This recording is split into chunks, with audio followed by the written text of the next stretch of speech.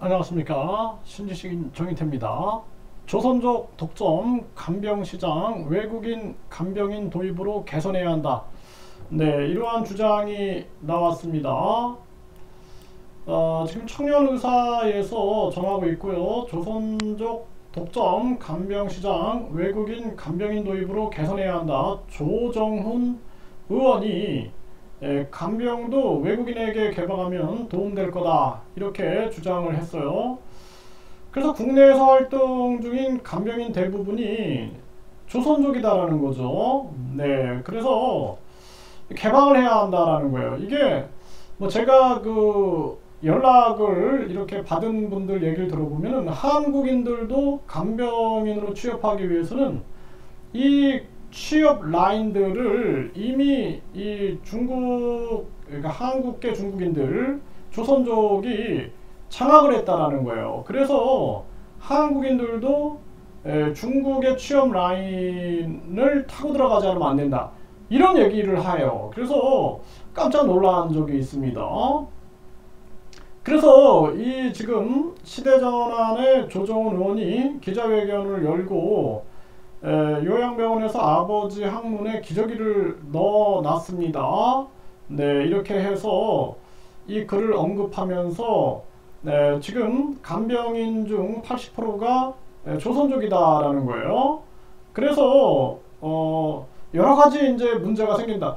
물론 뭐 사람 나름이겠죠. 이제 훌륭하신 분들도 있고 그렇지 않은 분들도 있겠지만 큰 문제는 이미 이게 이권화되어 있다라는 거예요. 이권화. 네, 이권화되어 있다라는 것입니다. 이제 앞으로 이게 이제 외국인들이 한국에 들어와서 굉장히 많은 이권 다툼이 있을 텐데, 이게 이권화되면은 이게 위험하다라는 거예요. 그래서 이 간병인 비용이 월 300에서 500만 원을 부담해야 된다. 간병 파산 시대가 왔다라는 것입니다. 심각한 문제가 아닐 수가 없다라는 거예요. 그래서 이게 이 싱가포르 보면은 외국인 가사도우미가 월급 100만 원이다. 네, 그래서 여기 보면은 조선일보에서 나오고 있는데요. 싱가포르는 임금 수준이 40에서 60만 원, 40에서 60만 원이다.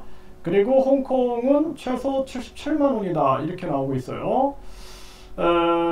국민 월급이 월 평균 급여가 홍콩은 약 310만 원, 그리고 싱가포르는 496만 원인데, 이 가사도우미에 대한 급여는 이 정도고, 가사도우미 수는 싱가포르 약 26만 명, 홍콩은 약 39만 명이 있다. 그 조건은 필리핀, 미얀마, 캄보디아 등 13국 출신 23세에서 50세 여성이다라는 거예요. 네, 또 홍콩도 고용주 한 달 소득이 249만 원 이상인 경우다, 이렇게 얘기를 하고 있습니다. 싱가포르는 최저임금 제도는 없어요. 그리고 홍콩은 외국인은 최저임금 적용에서 제외한다라는 거예요. 네, 이게 시급이 약 6,200원인데 제외하고 있다는 것입니다.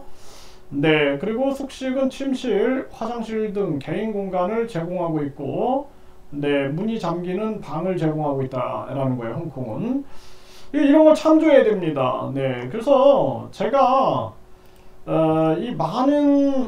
제가 이제 해외 활동을 많이 했는데, 호주 같은 경우에도 보면은 이렇게 외국인들을 많이 이렇게 유치를 합니다. 뭐 농장이라든지 이런 데 많이 유치를 하는데, 이 호주 같은 경우에는 워킹홀리데이, 그래서 여행하면서 일도 하면서 영어도 공부하면서 이런 식으로 유치를 많이 하거든요.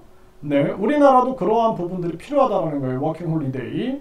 그래서 외국 청년들에게 그런 체험을 주는 거죠. 우리 농촌에 지금 인력이 부족하니까 여기 와서 한국어도 공부하면서 여행도 하면서 일도 하면서, 그러니까 워킹홀리데이죠, 그대로. 이러한 부분들, 그러니까 함부로 막 국적 주고 함부로 막 영주권 주는 이런 제도 말고 이러한 부분들로 전개를 해야 되고, 또 외국인 간병인 같은 경우에도 이게 사실상 제가 이런 얘기도 많이 했어요. 우리 외국인 유학생들이 굉장히 많은데 한국에 아르바이트를 할 수 있게끔 해라. 근데 이게 하나의 이권화되어 있는 거예요. 이권화. 그래서 이게 좀 제약이 굉장히 많고, 뭐 동포 비자를 가지고 있다든지 동포 방문 비자를 가지고 있다든지 이런 사람들이 주로 이제 중국의 동포들, 중국의 이제 그 조선족들이죠. 이분들이 이제 많이 하다 보니까 이게 하나의 이권화가 되고 있다라는 거예요. 그리고 비용도 이게 300에서 500만 원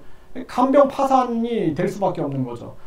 제가 이 해외 다니면서 이렇게 베트남만 해도 인력 송출 사무실들이 되게 많아요. 그래서 이제 들려봤거든요. 물어봤어요. 그래서 주로 어디로 갑니까? 뭐 말레이시아도 가고 싱가포르도 가고 그리고 일본도 가고 그리고 뭐 대만도 갑니다. 이런 얘기를 해요. 아 그래요? 그랬더니 급여는 어느 정도 됩니까? 보니까 급여가 진짜로 아까 여기 나온 것처럼 네, 뭐 한 60만원, 80만원, 일본 같은 경우는 연수생이다 그래가지고 요 정도를 주는 거예요. 그런데 베트남 사람들 급여가 한 20만원, 대학을 졸업해도 20만원, 30만원 정도인데 그러면은 이 사람들이 해외 나가서 언어도 공부하고 일도 하고 체험도 하고 충분히 이러한 기회를 생각한다라는 것입니다. 그런데 우리나라 같은 경우에는 한국 간다 이런 얘기가 뭐냐면은 다른 나라들은 이렇게 하고 있는데 한국은 최저임금을 적용하니까 월급이 많잖아요.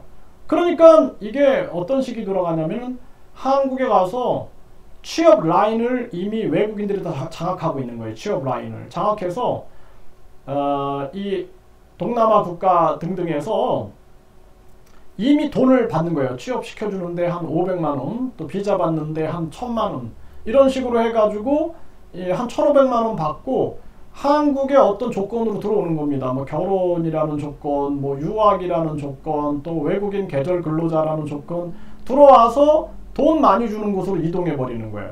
그래서 이것도 지금 뭐 가사도우미 또는 간병인만 급여를 낮춘다, 최저임금 적용을 안 한다 그러면은요 완전히 이 외국인 취업 라인을 통해서 저쪽 공장 쪽으로 이동하는 하나의 통로로 이용될 수도 있다라는 것입니다. 이게 분명히 이렇게 돼요. 관광을 통해서도 불법 체류 많이 하는데 이 사람들이 관광 와가지고 뭐 한국이 너무 예뻐가지고 불법 체류하는 게 아니라 돈 벌러 가는 겁니다. 그러면은 거기에는 이미 취업, 그러니까 불법 직업 소개까지 거기 다 포함이 되어 있는 거예요. 하나의 옵션으로 다 포함되어 있는 거예요. 비자, 그리고 이 불법 직업 소개 여기까지 다 가는 겁니다. 이런 시스템이 된다는 거예요. 그래서 제가 말씀을 드리는 것은 우리나라가 국익 중심으로 돌아가야 된다는 거예요. 국익 중심. 그래서 사실상 저는 이 최저임금은 폐지해야 한다라고 저는 봅니다. 그리고 국민 권익금 시대로 가야 된다.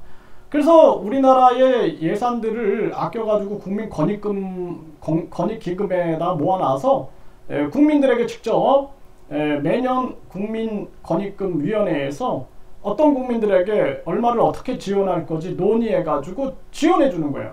그렇게 해서 최저임금 제도가 아예 없어져 버려야 된다. 그리고 외국인 최저임금 제도는 당연히 없어져야 된다. 저는 그렇게 생각을 합니다. 아니면은 이것 때문에 부작용이 일어나가지고 한국인들에 대한 일자리 잠식과 더불어서 굉장히 많은 혼란이 일어날 수밖에 없다. 저는 그렇게 분명하게 말씀드립니다.